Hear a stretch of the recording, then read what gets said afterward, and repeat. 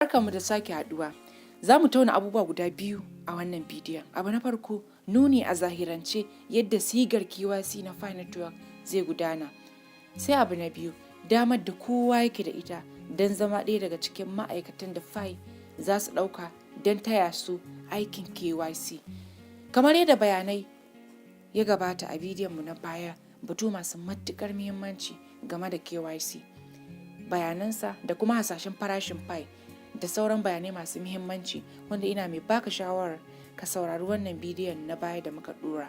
Sannan kafin mu tsunduma a bidiyon mu, bukatar nan da na saba nema ga sabbin shigowa wannan channel din namu bin Usman TV na yin subscribe da like, domin haka ne yana ba mu ƙwarin gwiwa.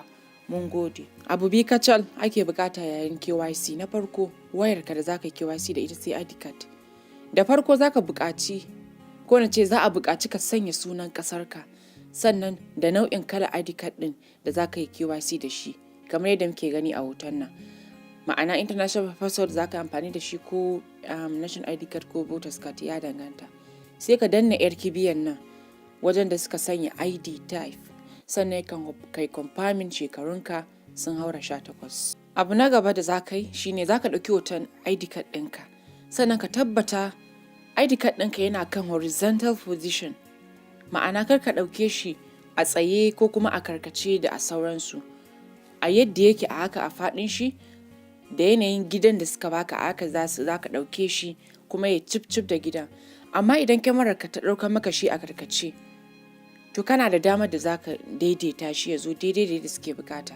Idan ka lura ga wasu abubuwa nan a gaban hoton ID card ɗin guda 3, da su za ka yi amfani wajen gyara ID card ɗin naka ya da daidai setin da kake so, ko kuma ka goge gaba ɗaya idan kana son ka sake ɗaukar wani.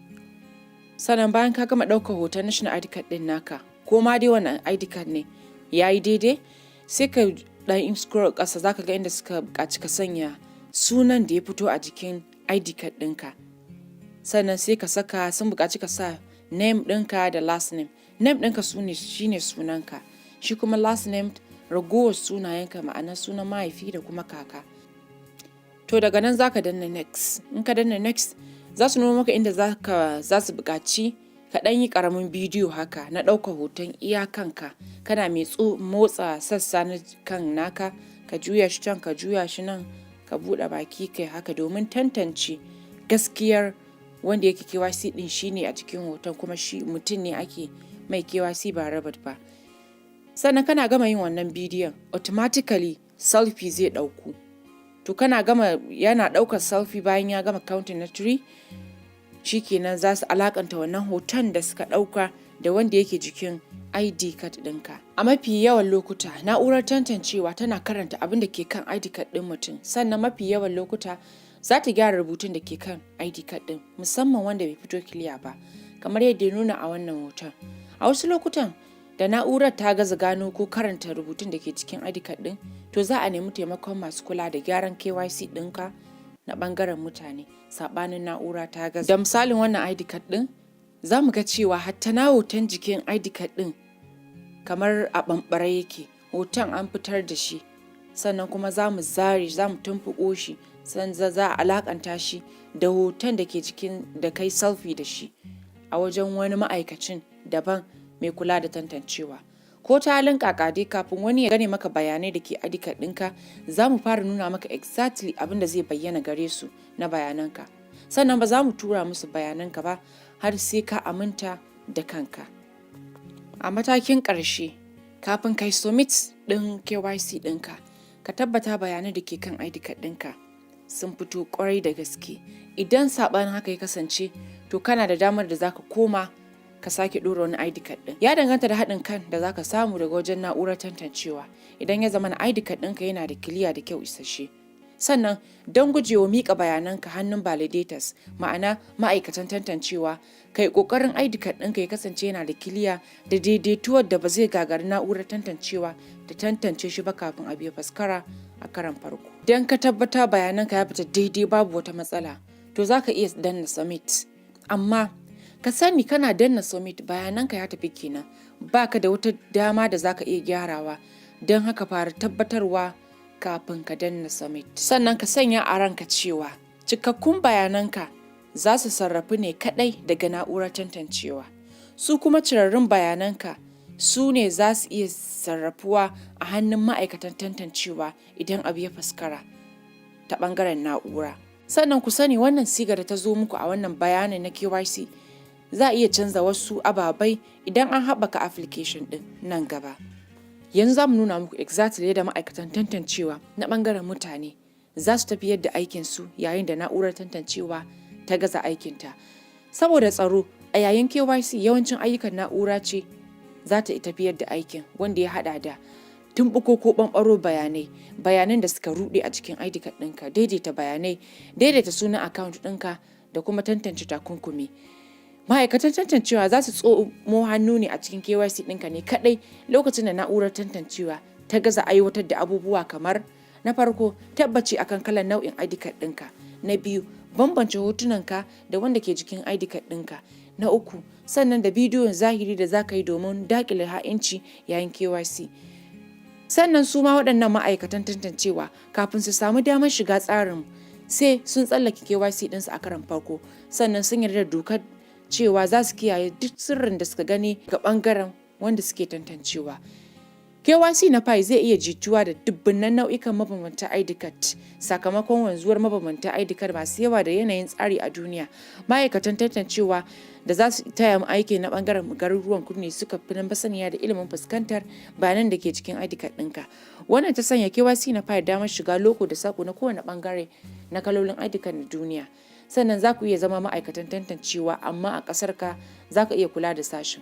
Sannan duk aikin mutum ɗaya kana da ladan file.